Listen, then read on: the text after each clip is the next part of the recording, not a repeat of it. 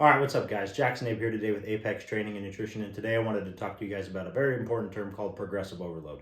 So many of you are going to ask, what is progressive overload? In the simplest terms possible, we're essentially just trying to do a little bit more each time we step into the gym, or each time we go for a run, or honestly, whatever activity we're pursuing, we're trying to do just a little bit more each and every time. We'll get into the specifics of how this can actually take place here in about a few minutes. But what is it first? So essentially, I want you guys to have the word acclimation as a reference when we're talking about a lot of this, right? We're going to bring this back to the whole homeostasis topic of our body's going to try to find a base level, and it's going to want to stay at that base level. Over time, after a certain amount of stressors are applied to our bodies are going to have to adapt and overcome, so that way it can get acclimated to what we're asking of ourselves. Over time, our bodies want to stay at that base, but it wants, if the 45-pound barbell is heavy, our body wants to get to the point where, okay, the 45-pound bar is not heavy. Now, that doesn't mean a 65-pound loaded barbell will not be heavy, but our bodies want to get used to that 45-pound barbell, right?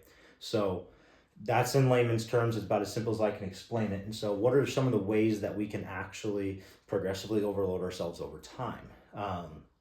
And the simplest way is we either want to do more sets or more reps with the same amount of weight. So if I have a squat bar, I have a plate on each side, so I have 135. If I can only do 5 reps, the next time I want to come into the gym, I either want to try to do 6 reps or maybe 2 sets of 5. Now, the 2 sets of 5 is a little extreme if the 5 sets is your absolute max, but you guys kind of get the picture, right? Another way that we can do this is doing more weight with the same amount of reps. So if I get used to that 135 for 2 sets of 5 or even 3 sets of 5, maybe in a few weeks we're going to try 145 for 2 sets of 5 or 3 sets of 5, whatever it may be. Again, this is simplistic terms, just so you guys can understand what this is. But essentially, like I said, we're just trying to do a little bit more each time we get into the gym. Because eventually when you're doing a little bit more every single time you go, and then you look back on the years, you will have made tremendous progress because you're trying to incrementally get better. You're not trying to make these leaps and bounds every time you step into the gym. You're just trying to do a little bit more that's going to make you just 1% better that day. And then you're going to carry that over into the next gym session, and then the next gym session. And then over time, it's like bricks. It's just going to build upon on top of each other, and eventually you will have built an empire. Another way that we can do this is taking less time to complete the overall sets or the overall workout, or just simply needing less rest in between sets even. That's a little more work capacity based, but again, you guys kind of get the picture. It's about being able to do the same amount of work in less time or more work in the same amount of time. And then again, like I said, this can kind of be applied to anything that can be tracked. And so again, longer distance. If you can only run a mile, but then next week you can run a mile and a half, you're progressively overloading yourself, and eventually you're going to be able to run 3 or 4 miles, and that 1 mile is really not going to be that challenging. So this is a very important term to have in mind when we're approaching our gym and approaching our gym sessions, because we always need to try to do just a little bit more.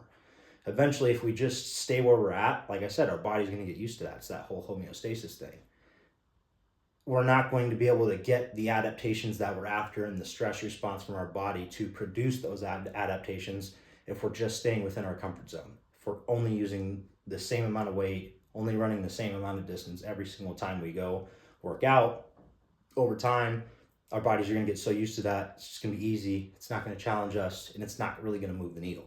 So we always have to do just a little bit more, so that way we can continue to progress, continue to get better every single time we step into the gym or on the track or whatever endeavor it is that you're after. So I hope you guys understand what this term means now, and that you guys can apply this to your own training. Thank you guys for watching.